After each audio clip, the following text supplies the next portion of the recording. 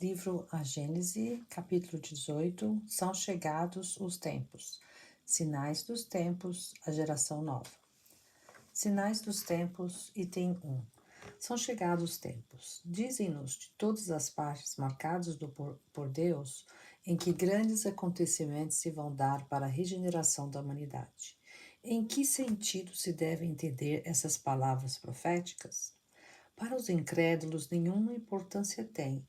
Aos seus olhos, nada mais exprimem que uma crença pueril, sem fundamento. Para a maioria dos crentes, elas apresentam qualquer coisa de místico e de sobrenatural, parecendo-lhes prenunciadoras da subversão das leis da natureza.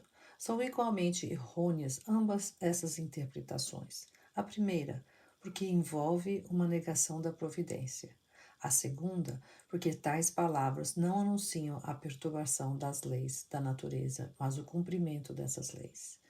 Item 2. Tudo na criação é harmonia, tudo revela uma previdência que não se desmente, nem nas menores nem nas maiores coisas. Temos, pois, que afastar desde logo toda ideia de capricho, por inconciliável com a sabedoria divina. Em segundo lugar, se a nossa época está designada para a realização de certas coisas, é que estas têm uma razão de ser na marcha do conjunto. Isto posto, diremos que o nosso globo, com tudo que existe, está submetido à lei do progresso. Ele progride fisicamente pela transformação dos elementos que o compõem e, moralmente, pela depuração dos espíritos encarnados e desencarnados que o povoam. Ambos esses progressos se realizam paralelamente, porquanto o melhoramento da habitação guarda relação com o do ambiente. Fisicamente, o globo terráqueo ha experimentado transformações que a ciência tem comprovado e que a tornaram sucessivamente habitável por seres cada vez mais aperfeiçoados. Moralmente, a humanidade progride pelo desenvolvimento da inteligência, do senso moral e do abrandamento dos costumes. Ao mesmo tempo que o melhoramento do globo se opera sob a ação das forças materiais, os homens para isso concorrem pelos esforços de sua inteligência, saneiam as regiões insalubres, tornam mais fáceis as comunicações e mais produtivas a terra. De duas maneiras se executa esse duplo progresso. Uma, lenta, gradual e insensível. A outra, caracterizada por mudanças bruscas, a cada uma das quais corresponde um movimento ascensional mais rápido, que assinala, mediante impressões bem acentuadas, os períodos progressivos da humanidade. Esses movimentos, subordinados quanto às particularidades ao livre-arbítrio dos homens, são de certo modo fatais em seu conjunto, porque estão sujeitos a leis como os que verificam na germinação, no crescimento e na maturidade das plantas. Por isso é que o movimento progressivo se efetua, às vezes de modo parcial, isto é, limitado a uma raça ou a uma nação, de outras vezes de modo geral. O progresso da humanidade se cumpre, pois, em virtude de uma lei. Ora, como todas as leis da natureza são obra eterna da sabedoria e da presciência divinas, tudo o que é efeito dessas leis resulta da vontade de Deus, não de uma vontade acidental e caprichosa, mas de uma vontade imutável. Quando, por conseguinte, a humanidade está madura para subir um degrau, pode dizer-se que são chegados os tempos marcados por Deus, como se pode dizer também que em tal estação eles chegam para a maturação dos frutos e sua colheita. Item 3. Do fato de ser inevitável, porque é da natureza o movimento progressivo da humanidade, não se segue que Deus lhe seja indiferente e que, depois de ter estabelecido leis, se haja recolhido à inação, deixando que as coisas caminhem por si sós. Sem dúvida, suas leis são eternas e imutáveis, mas porque a sua própria vontade é eterna e constante, e porque o seu pensamento anima sem interrupção todas as coisas. Esse pensamento que em tudo penetra é a força inteligente e permanente que mantém a harmonia em tudo. Cessasse ele um só instante de atuar, e o universo seria como um relógio sem pêndulo regulador. Deus, pois, vela incessantemente pela execução de suas leis, e os espíritos que povoam o espaço são seus ministros, encarregados de atender aos pormenores dentro de atribuições que correspondem ao grau de adiantamento que tenham alcançado. Item 4. O universo é, ao mesmo tempo, um mecanismo incomensurável, acionado por um número incontável de inteligências. É um imenso governo em o qual cada ser inteligente tem a sua parte de ação sob as vistas do soberano Senhor, cuja vontade única mantém por toda parte a unidade. Sob o império dessa vasta potência reguladora, tudo se move, tudo funciona em perfeita ordem. Onde nos parece haver perturbações, o que há são movimentos parciais e isolados, que se nos afiguram irregulares apenas porque circunscrita é a nossa visão. Se lhes pudéssemos abarcar o conjunto, veríamos que tais irregularidades são apenas aparentes que se harmonizam com o todo. Item 5. A humanidade tem realizado, até o presente, incontestáveis progressos. Os homens, com a sua inteligência, chegaram a resultados que jamais haviam alcançado sob o ponto de vista das ciências, das artes e do bem-estar material. Resta-lhes ainda um imenso progresso a realizar, o de fazerem entre si reinem a caridade, a fraternidade, a solidariedade que lhes assegurem o bem-estar moral. Não poderiam consegui-lo nem com as suas crenças, nem com as suas intuições antiquadas. Restos de outra idade, boas para certa época, suficientes para um estado transitório, mas que, havendo dado tudo o que comportavam, seriam hoje um entrave. Já não é somente de desenvolver a inteligência o de que os homens necessitam, mas de elevar o sentimento, e para isso faz-se preciso destruir tudo o que excite neles o egoísmo e o orgulho. Tal período em que doravante vão entrar e que marcará uma das fases principais da vida da humanidade. Esta fase, que neste momento se elabora, é o complemento indispensável do estado precedente, como a idade viril o é da juventude.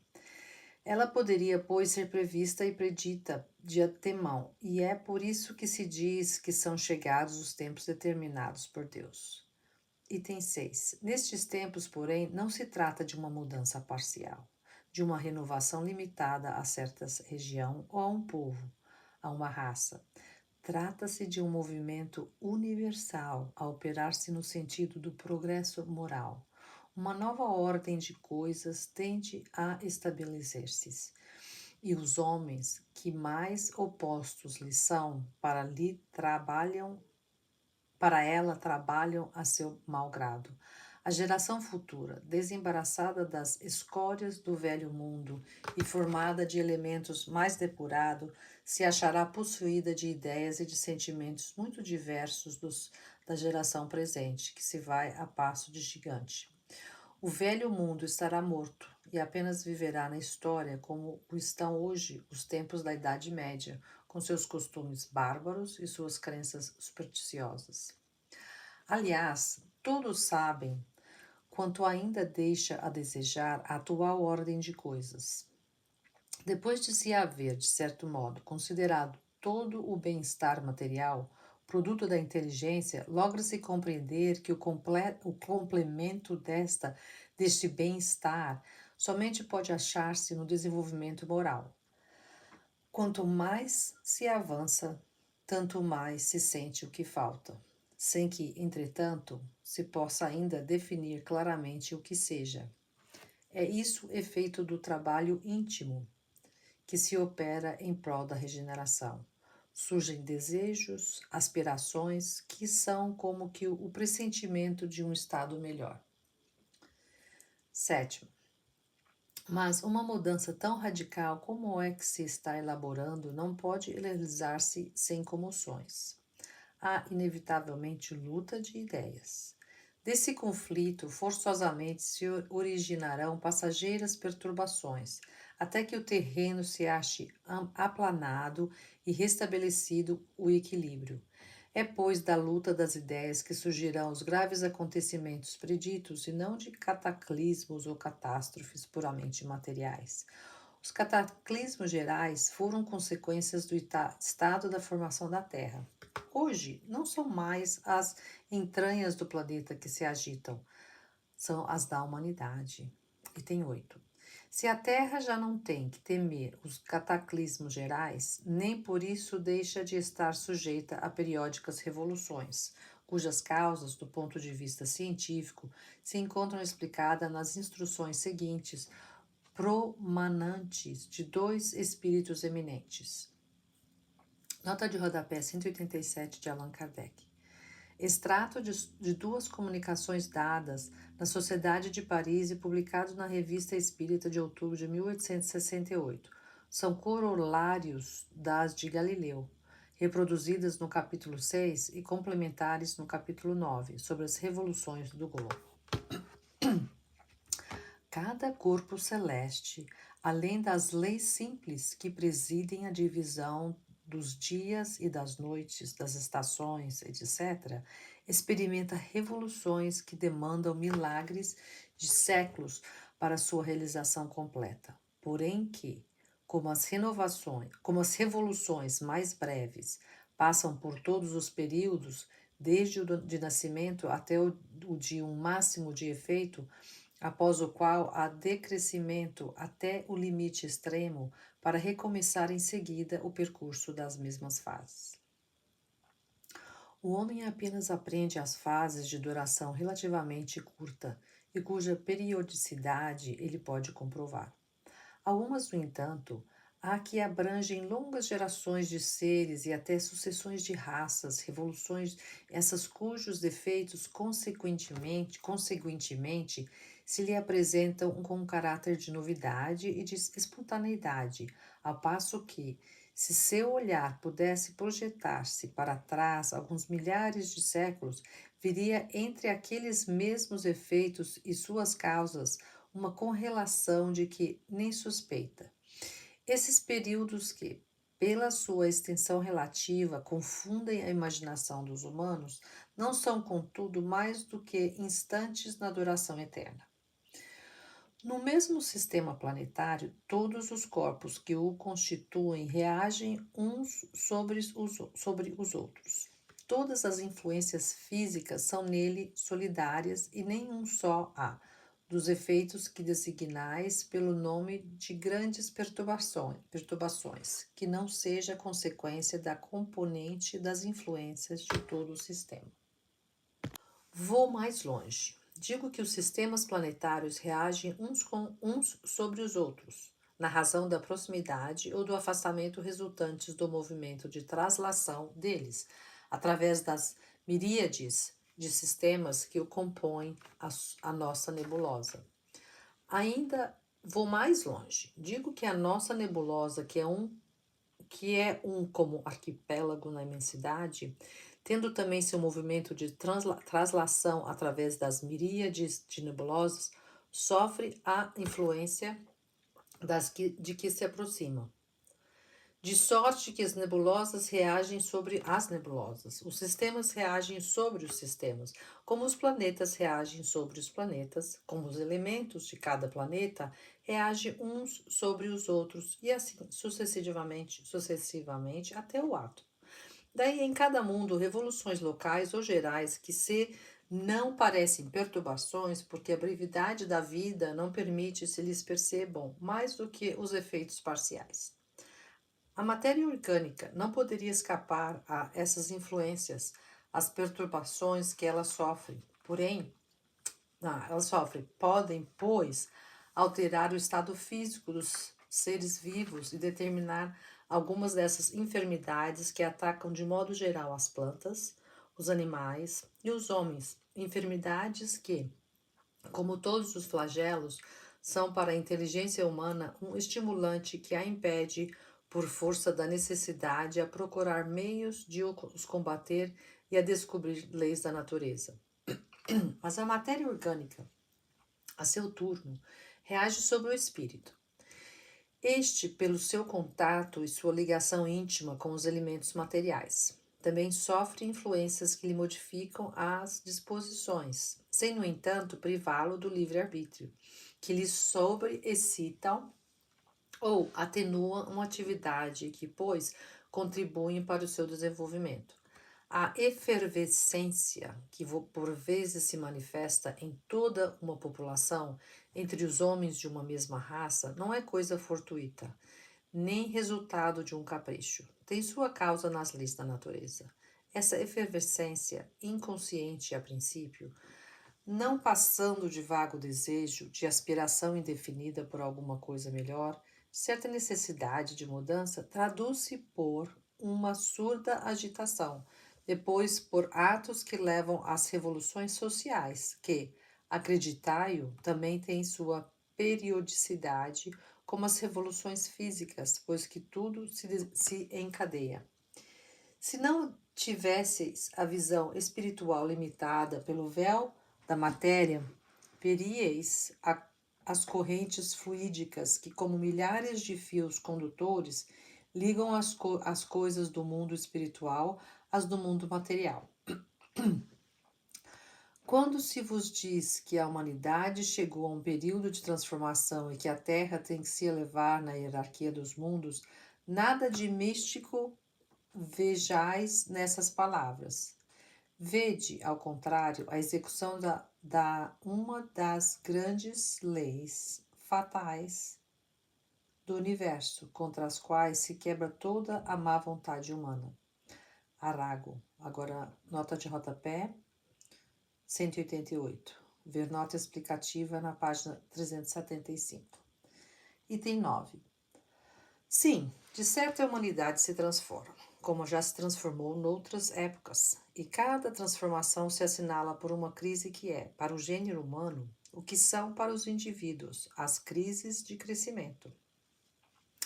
Aquelas se tornam, muitas vezes, penosas, dolorosas, e arrebatam consigo as gerações e as instituições, mas são sempre seguidas de uma fase de progresso material e moral.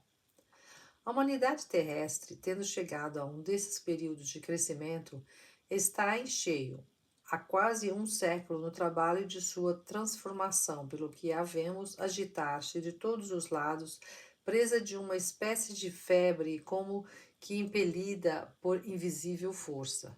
Assim continuará até que se haja outra vez estabilizado em novas bases. Quem a observar, então, achá-la-á muito mudada em seus costumes, em seu caráter, nas suas leis, em suas crenças, numa palavra, em todo o seu estado social.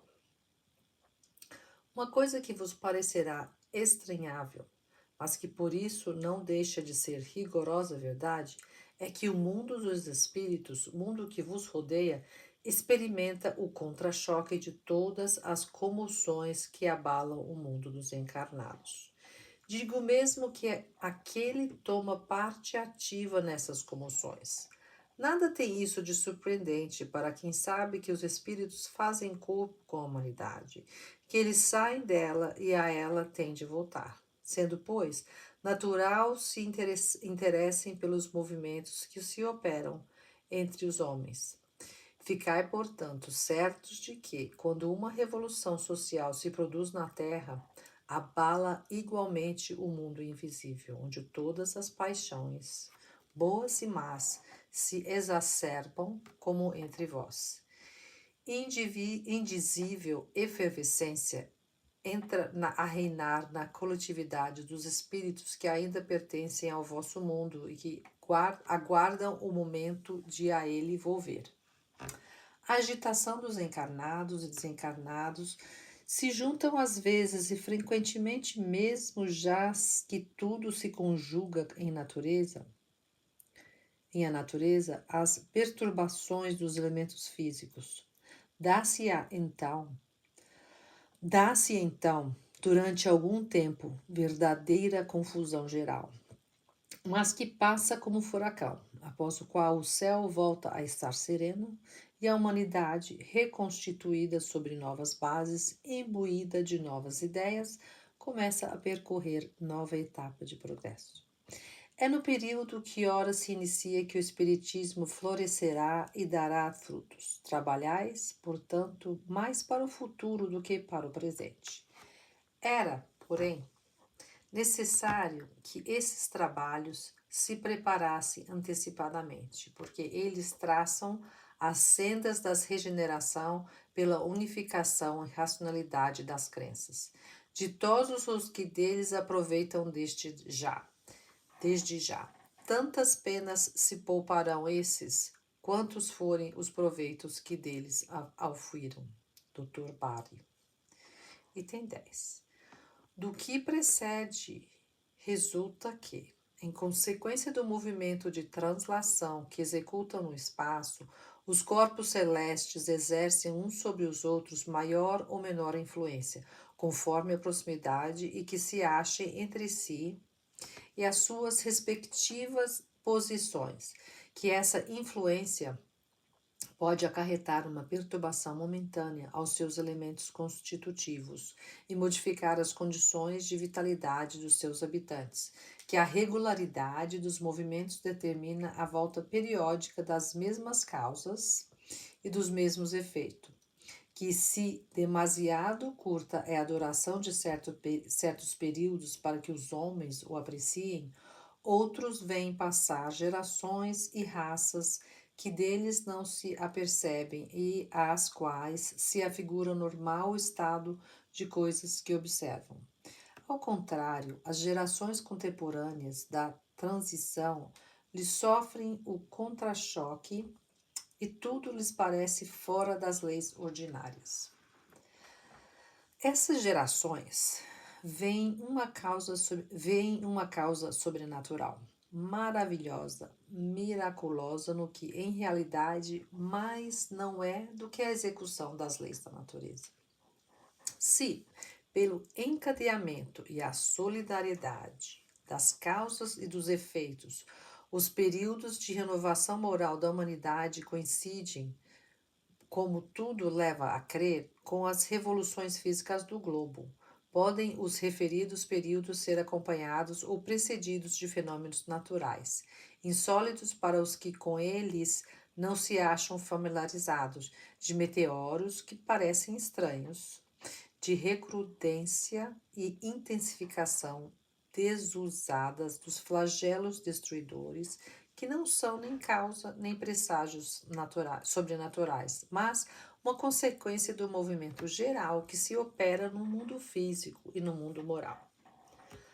Anunciando a época de renovação que se havia de abrir para a humanidade e determinar o fim do velho mundo, a Jesus, pois, foi lícito dizer que ela se assinalaria os fenômenos extraordinários, tremores de terra, flagelos diversos, sinais no céu, que mais não são do que meteoros sem abrogação das leis naturais.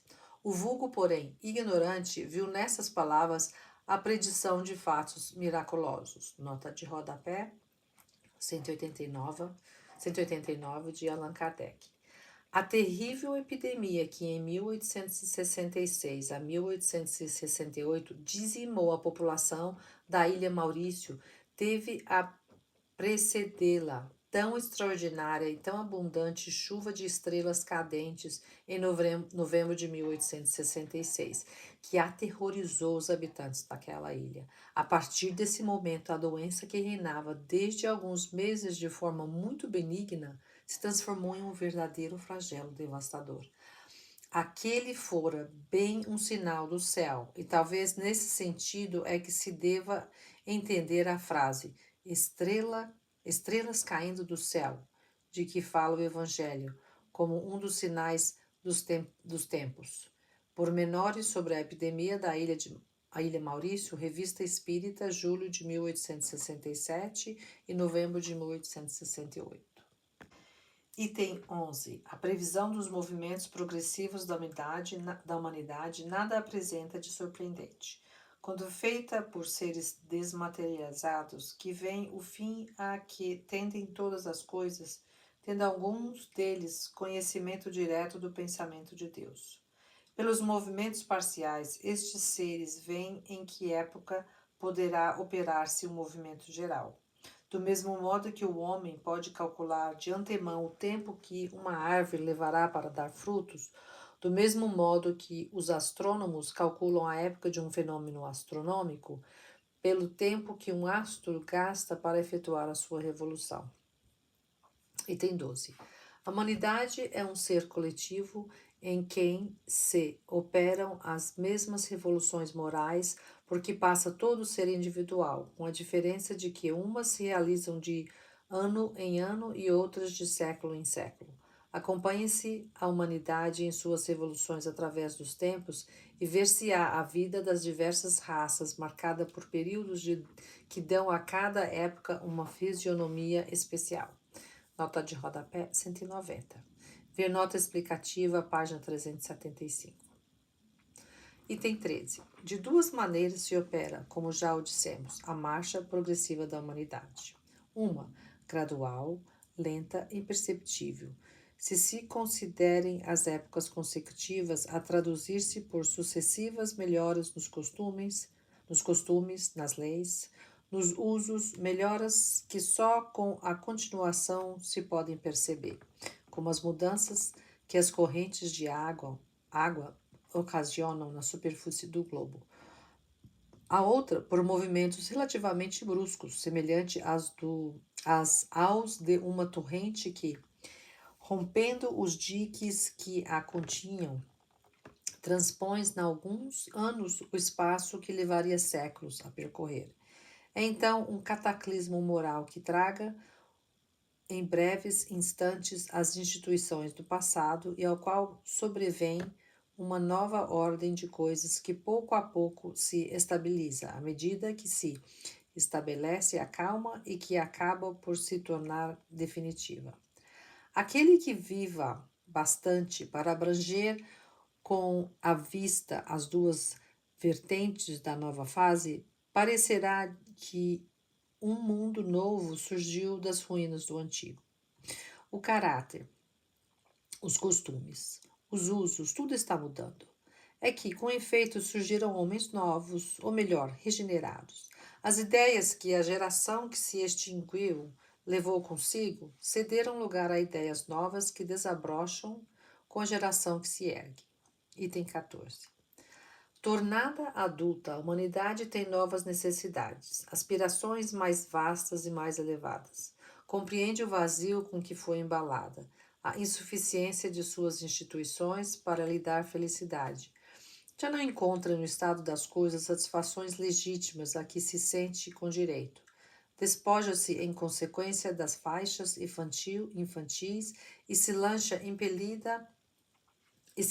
impelida por irresistível força para as margens desconhecidas em busca de novos horizontes menos limitados.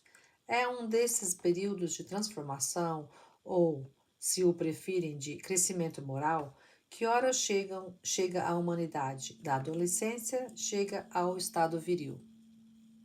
O passado já não pode bastar as suas novas aparições, as suas novas necessidades. Ela já não pode ser conduzida pelos mesmos métodos. Não mais se deixa levar por ilusões, nem fantasmagorias. Sua razão amadurecida reclama alimentos mais substanciosos. É demasiado efêmero o presente. Ela sente que mais amplo é o seu destino, que a vida corpórea é excessivamente restrita para encerrá-lo inteiramente. Por isso, mergulha o olhar no passado e no futuro, a fim de descobrir num ou noutro o mistério da sua existência e de adquirir uma consoladora certeza. E é no momento em que ela se encontra muito apertada na esfera material, em que transbordante se encontra de vida intelectual. em que o sentimento da espiritualidade lhe desabrocha no seio, que homens que se dizem filósofos pretendem encher o vazio com as doutrinas do niilismo e do materialismo. Singular aberração! Esses mesmos homens que intentam impelir para a frente a humanidade se esforçam por circunscrevê-la no acanhado círculo da matéria, de onde ela anseia por escapar-se. Velam-lhe o aspecto da vida infinita e lhe dizem, apontando para o túmulo, nec plus ultra. Item, nota de rodapé 191. Nada mais além. Item 15. Quem quer que haja meditado sobre o Espiritismo e suas consequências e não o circunscreva à produção de alguns fenômenos, terá compreendido que ele abre à humanidade uma estrada nova e lhe desvenda os horizontes do infinito. Iniciando-a nos mistérios do mundo invisível, mostra-lhe o seu verdadeiro papel na criação. Papel perpetuamente ativo, tanto no estado espiritual como no estado corporal. O homem já não caminha às cegas, sabe de onde vem, para onde vai e por que está na terra. O futuro se lhe revela em sua realidade, despojado dos prejuízos da ignorância e da superstição. Já não se trata de uma vaga esperança, mas de uma verdade palpável, tão certa como a sucessão do dia e da noite. Ele sabe que o seu ser não se acha limitado a alguns instantes de uma existência transitória, que a vida espiritual não se interrompe por efeito da morte, que já viveu e tornará a viver e que nada se perde do que haja ganho em perfeição. Em suas existências anteriores, depara com a razão do que é hoje e reconhece que, do que ele é hoje, qual se fez a si mesmo, poderá deduzir o que virá a ser um dia. Item 16. Com a ideia de que a atividade e a cooperação individuais na obra geral da civilização se limitam à vida presente, que antes a criatura nada foi e nada será depois, em que interessa o homem o progresso ulterior da humanidade? Que lhe importa que no futuro os povos sejam mais bem governados, mais ditosos, mais esclarecidos, melhores uns para com os outros? Não fica perdido para ele todo o progresso, pois que desde nenhum proveito tirará? De que lhe serve trabalhar para os que hão de vir depois, se nunca lhe será dado conhecê-los, se os seus posteros serão criaturas novas, que pouco depois voltarão, por sua vez, ao nada? Sob o domínio da negação do futuro individual, tudo forçosamente se amesquinha às insignificantes proporções do momento e da personalidade. Entretanto, que amplitude, ao contrário, dá ao pensamento do homem a certeza da perpetuidade do seu ser espiritual? Que de mais racional, de mais grandioso, de mais digno do Criador do que a lei segundo a qual a vida espiritual e a vida corpórea são apenas dois modos de existência que se alternam para a realização do progresso? Que de mais justo há e de mais consolador do que a ideia de estarem os mesmos seres a progredir incessantemente, primeiro pelas gerações de um mesmo mundo, de mundo em mundo depois, até a perfeição, sem solução de continuidade. Todas as ações têm, então, uma finalidade, porquanto trabalhando para todos, cada um trabalha para si, e reciprocamente, de sorte que nunca se podem considerar infecundos nem o progresso individual, nem o progresso coletivo.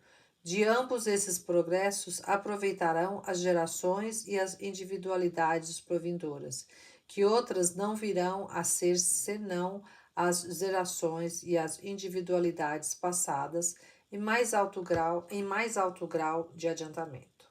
Item 17. A fraternidade será a pedra angular da nova ordem social. Mas não há fraternidade real, sólida, efetiva, senão assente em base inabalável. E essa base é a fé. Não há fé em tais ou tais dogmas particulares, que mudam com os tempos e os povos e que mutuamente se apedrejam, porquanto anatematizando-se uns aos outros, alimentam o antagonismo, mas a fé nos princípios fundamentais que toda a gente pode aceitar e aceitará. Deus, a alma, o futuro, o progresso individual indefinido, a perpetuidade das relações entre os seres. Quando todos os homens estiverem convencidos de que Deus é o mesmo para todos, de que esse Deus, soberanamente justo e bom, nada de injusto pode querer, que não dele, porém dos homens vem o mal, todos se considerarão filho do mesmo Pai e se estenderão as suas mãos uns aos outros. Essa é a fé que o Espiritismo faculta e que doravante será o eixo em torno do qual girará o gênero humano, quaisquer que sejam os cultos e crenças particulares. Item 18. O progresso intelectual, realizado até o presente, nas mais largas proporções, constitui um grande passo e marca uma primeira fase no avanço geral da humanidade. Impotente, porém, ele é para regenerá-la. Enquanto o orgulho e o egoísmo o dominarem, o homem se servirá da sua inteligência e dos seus conhecimentos para satisfazer as suas paixões e aos seus interesses pessoais. Razão porque os aplica em aperfeiçoar os meios de prejudicar os seus semelhantes e de os destruir. Item 19. Somente o progresso moral pode assegurar aos homens a felicidade na terra. Refreando as paixões más, somente esse progresso pode fazer que entre os homens reinem a concórdia, a paz, a fraternidade. Será ele que deitará por terra as barreiras que separam os povos, que fará caiam os preconceitos de casta e se calem os antagonismos de seitas, ensinando os homens a se considerarem irmãos que têm por dever auxiliarem-se mutuamente e não destinados a viver à custa uns dos outros. Será ainda o progresso moral que, secundado então pelo da inteligência, confundirá os homens numa mesma crença fundada nas verdades eternas, não sujeitas a controvérsias e que, em consequência, aceitáveis por todos. A unidade de crença será o laço mais forte, o fundamento mais sólido da fraternidade universal, obstada desde todos os tempos pelos antagonismos religiosos que dividem os povos e as famílias, que fazem sejam uns os dissidentes, vistos pelos outros como inimigos a serem evitados, combatidos, exterminados, em vez de irmãos a serem amados. Item 20. Semelhante estado de coisas pressupõe uma mudança radical no sentimento das massas, um progresso geral que não se podia realizar senão fora do círculo das ideias acanhadas e corriqueiras que fomentam o egoísmo. Em diversas épocas, homens de escola procuraram impelir a humanidade por esse caminho. Mas ainda muito jovem ela se conservou surda e os ensinamentos que eles ministraram foram como a boa semente caída no pedregulho. Hoje a humanidade está madura para alcançar o olhar e as alturas que nunca tentou divisar, a fim de nutrir-se de ideias mais amplas e compreender o que antes não compreendia. A geração que desaparece levará consigo seus erros e prejuízos. A geração que surge, retemperada em fonte mais pura, imbuída de ideias mais sãs, imprimirá um mundo ascensional, um movimento no sentido do progresso moral que assinalará a nova fase da evolução humana. Item 21. Essa fase já se revela por sinais inequívocos, por tentativas de reformas úteis e que começam a encontrar eco. Assim é que vemos fundar-se uma imensidade de instituições protetoras, civilizadoras e emancipadoras, sob o influxo e por iniciativa de homens evidentemente predestinados à obra da regeneração, que as leis penais se vão apresentando dia a dia impregnadas de sentimentos mais humanos. Enfraquecem-se os preconceitos de raça, os povos entram a considerar-se membros de uma grande família. Pela uniformidade e facilidade dos meios de realizarem suas transações, eles suprimem as barreiras que os separavam e de todos os pontos do mundo reúnem-se em comícios universais para as justas pacíficas da inteligência. Falta, porém, a essas reformas uma base que permita se desenvolvam, completem e consolidem. Falta uma predisposição moral mais generalizada para fazer que elas frutifiquem e que as massas as acolham. Ainda aí há um sinal característico da época, porque ao prelúdio do que se efetuará em mais larga escala à proporção que o terreno se for tornando mais favorável. Item 22. Outro sinal não menos característico do período em que entramos encontra-se na reação que se opera no sentido das ideias espiritualistas, na repulsão instintiva que se manifesta contra as ideias materialistas. O espírito de incredulidade que se apodera das massas, ignorante ou esclarecidas, e as levava a rejeitar com a forma a substância mesma de toda a crença. Parece ter sido um sono, a cujo despertar se sente a necessidade de respirar um ar mais vivificante. Involuntariamente, lá onde o vácuo se fizera, procura-se alguma coisa, um ponto de apoio. Item 23. Se supusermos possuída desses sentimentos a maioria dos homens, poderemos facilmente imaginar as modificações que daí decorrerão para as relações sociais. Todos terão por divisa caridade, fraternidade, benevolência para com todos, tolerância para todas as crenças. É a meta para que tende, evidentemente, a humanidade. Esse, o objeto de suas aspirações, de seus desejos, sem que, entretanto, ela perceba claramente por que meios as há de realizar. Ensaia, tateia, mas é detida por muitas resistências ativas, ou pela força de inércia dos preconceitos, das crenças estacionárias e refratárias ao progresso. Fácil-lhe, mister, vencer tais resistências, e essa será a obra da nova geração. Quem acompanhar o curso atual das coisas reconhecerá que tudo parece predestinado a lhe abrir caminho. Ela terá por si a dupla força do número e das ideias, e de acréscimo a experiência do passado. Item 24. A nova geração marchará, pois, para a realização de todas as ideias humanitárias compatíveis com o grau de adiantamento a que houver chegado.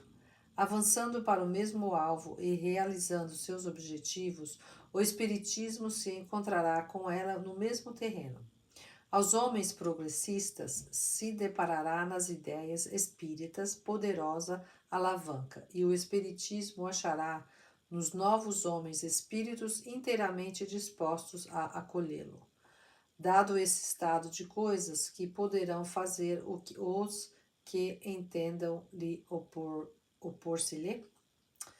Item 25. O Espiritismo não cria a renovação social. A madureza da humanidade é que fará dessa renovação uma necessidade. Pelo seu poder moralizador, por suas tendências progressivas, pela amplitude de suas vistas, pela generalidade das questões que abrange. O Espiritismo é mais apto do que qualquer outra doutrina a secundar o movimento de regeneração.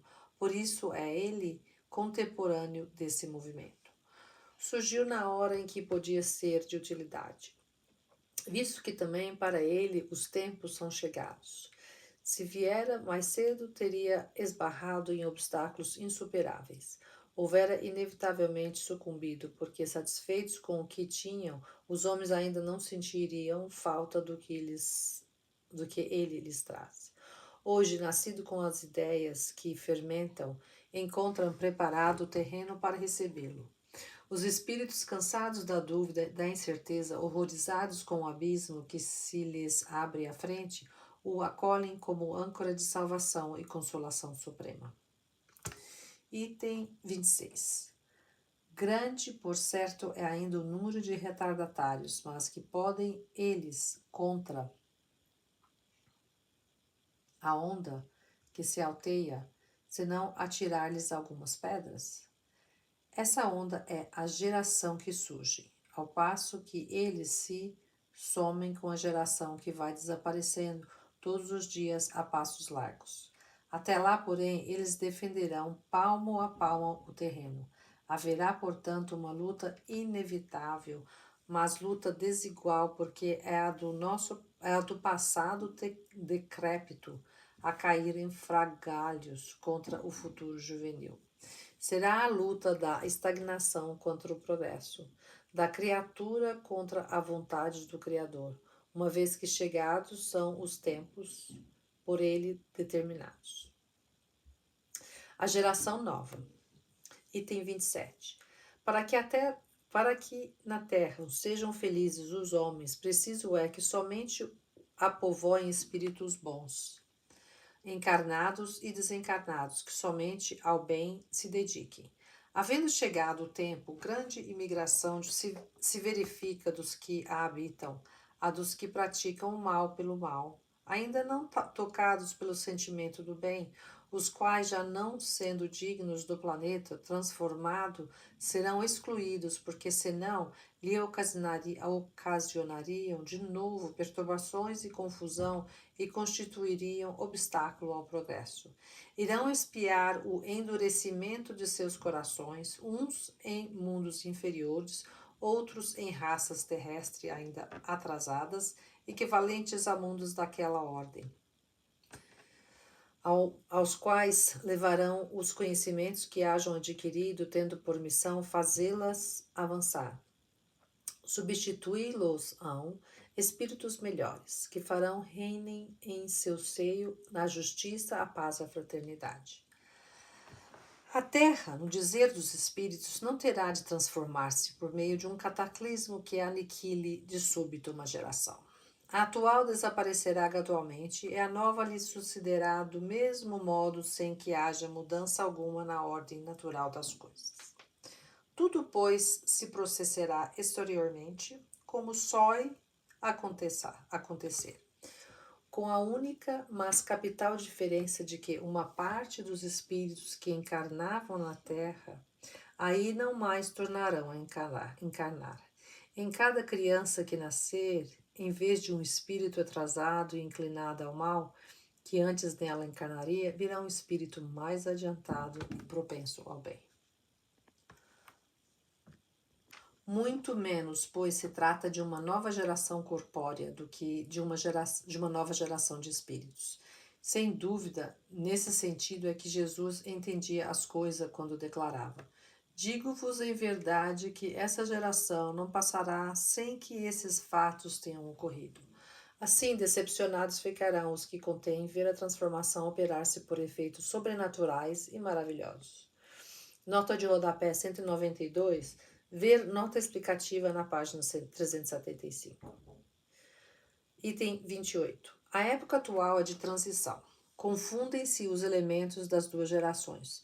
Colocados no ponto intermédio, assistimos à partida de uma e à chegada da outra, já se assinalando cada uma no mundo pelos caracteres que lhes são peculiares. Tem ideias e pontos de vista opostos às duas gerações que se sucedem. pela natureza das disposições morais, porém, sobretudo das disposições intuitivas e inatas, torna-se fácil distinguir a qual das duas pertence cada indivíduo. Cabendo-lhe fundar a era do progresso moral, a nova geração se distingue por inteligência e razão geralmente precoces, juntas ao sentimento inato do bem e às crenças espiritualistas, o que constitui sinal indubitável de certo grau de adiantamento anterior. Não se comporá exclusivamente de espíritos eminentemente superiores, mas dos que, já tendo progredido, se acham predispostos a assimilar todas as ideias progressistas e aptos a secundar o movimento de regeneração. O que, ao contrário, distingue os espíritos atrasados é, em primeiro lugar, a revolta contra Deus, pelos se negarem a reconhecer qualquer poder superior aos poderes humanos, a propensão instintiva para as paixões degradantes, para os sentimentos antifraternos de egoísmo, de orgulho, de inveja, de ciúme, enfim, o apego a tudo que é material, a sensualidade, a cupidez, a avareza. Desses vícios é que a terra tem de ser expurgada pelo afastamento dos que se obstinam em não emendar-se, porque são incompatíveis com o reino da fraternidade e porque o contato com eles continuará sempre um sofrimento para os homens de bem. Quando a terra se achar livre deles, os homens caminharão sem óbices para o futuro melhor que lhes está reservado. Mesmo neste mundo, por prêmio de seus esforços, de sua perseverança, enquanto esperem que uma depuração mais completa lhe abra o acesso dos mundos superiores. Item 29. Não se deve entender que, por meio dessa imigração de espíritos, sejam expulsos da terra e relegados para mundos inferiores todos os espíritos retardatários. Muitos, ao contrário, aí voltarão, porquanto muitos há que o são porque cederam ao arrastamento das circunstâncias e do exemplo. Nesses, a casca é pior do que o cerne. Uma vez subtraídos à influência da matéria e dos prejuízos do mundo corporal, eles, em sua maioria, verão as coisas de maneira inteiramente diversa daquela por que as viam quando em vida, conforme os múltiplos casos que conhecemos. Por isso, tem a auxiliá-los espíritos benévolos que por eles se interessam e se dão pressa em esclarecê-los, e em lhes mostrar quão falso era o caminho que seguiam. Nós mesmos, pelas nossas preces e exortações, podemos concorrer para que eles se melhorem, visto que entre mortos e vivos há perpétua solidariedade. É muito simples o modo por que se opera a transformação, sendo como se vê todo ele de ordem moral, sem se afastar em nada das leis da natureza. Item 30. Sejam os que componham a nova geração espírito melhores, ou espíritos antigos que se melhoraram, o resultado é o mesmo. Desde que trazem disposições melhores, há sempre uma renovação. Assim, segundo as suas disposições naturais, os espíritos encarnados formam duas categorias. De um lado, os retardatários, que partem; de outro, os progressistas que chegam. O estado dos costumes e da sociedade estará, portanto, no seio de um povo, de uma raça ou de um mundo inteiro, em relação com aquela das duas categorias que preponderar. Item 31. Uma comparação vulgar, ainda melhor, dará a compreender o que se passa nessa circunstância. Figuremos um regimento composto, na sua maioria, de homens turbulentos e indisciplinados, os quais ocasionarão nele constantes desordens que a lei penal terá, por vezes, dificuldades em reprimir.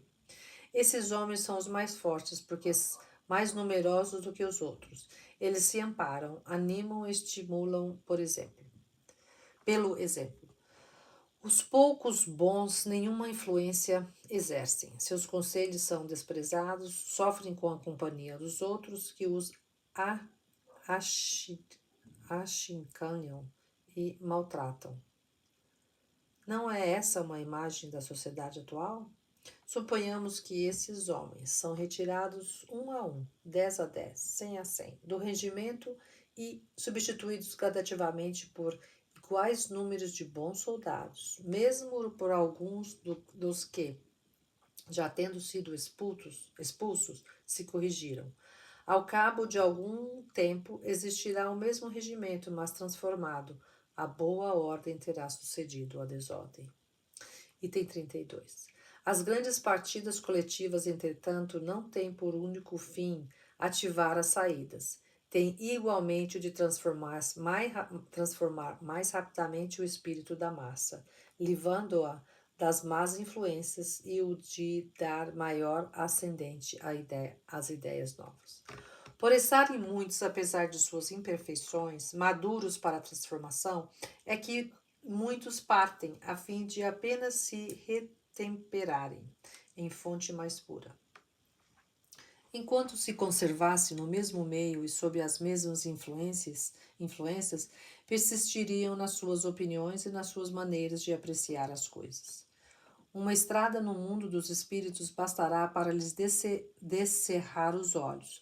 Por isso que aí veem o que não podiam ver na terra. O incrédulo, o fanático, o absolutista poderão, consequentemente, voltar com ideias inatas de fé, tolerância e liberdade. Ao regressarem, acharão mudadas as coisas, experimentarão a influência do novo meio em que houveram nascido. Longe de se oporem às novas ideias, constituir-se-ão seus auxiliares. Item 33. A regeneração da humanidade, portanto, não exige absolutamente a renovação integral dos espíritos. Basta uma modificação em suas disposições morais. Essa modificação se opera em todos quantos lhe estão predispostos, desde que sejam subtraídos à influência perniciosa do mundo. Assim, nem sempre os que voltam são outros espíritos, são com frequência os mesmos espíritos, mas pensando e sentindo de outra maneira. Quando insulado e individual, esse melhoramento passa despercebido e nenhuma influência ostensiva alcança sobre o mundo. Muito outro é o efeito quando a melhora se produzir simultaneamente sobre grandes massas, porque então, conforme as proporções que assuma, numa geração pode modificar profundamente as ideias de um povo ou de uma raça. É o que quase sempre se nota depois dos grandes choques que dizimam as populações. Os flagelos destruidores apenas destroem corpos, não atingem o espírito. Ativam o movimento de vai e vem entre o mundo corporal e o mundo espiritual, e, por conseguinte, o movimento progressivo dos espíritos encarnados e desencarnados. É de notar-se que em todas as épocas da história, as grandes crises sociais se seguiu uma era de progresso. Item 34. Opera-se presentemente um desses movimentos gerais, destinados a realizar uma remodelação da humanidade.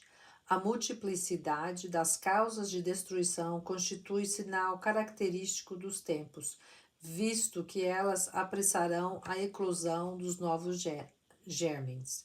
São as folhas que caem no outono e as quais sucedem outras folhas cheias de vida. Porquanto a humanidade tem suas estações, como os indivíduos têm suas várias idades. As folhas mortas da humanidade caem batidas pelas rajadas e pelos golpes de vento, porém, para renascerem mais vivazes, sob o mesmo sopro de vida, que não se extingue, mas se purifica. Item 35. Para o materialista, os flagelos destruidores são calamidades carentes de compensação, sem resultados aproveitáveis, pois que, na opinião deles, os aludidos flagelos aniquilam os seres para sempre. Para aquele, porém, que sabe que a morte unicamente destrói o envoltório, Tais flagelos não acarretam as mesmas consequências e não lhe causam o mínimo pavor. Ele lhes compreende o objetivo e não ignora que os homens não perdem mais por morrerem juntos do que por morrerem isolados, dado que, de uma forma ou doutra, a isso hão de todos sempre chegar. Os incrédulos rirão dessas coisas e as qualificarão de quiméricas. Mas digam o que disserem. Não fugirão à lei comum. Cairão a seu turno, como os outros. E então que lhes acontecerá? Eles dizem: nada. Viverão, no entanto, a despeito de si próprios e se verão um dia forçados a abrir os olhos.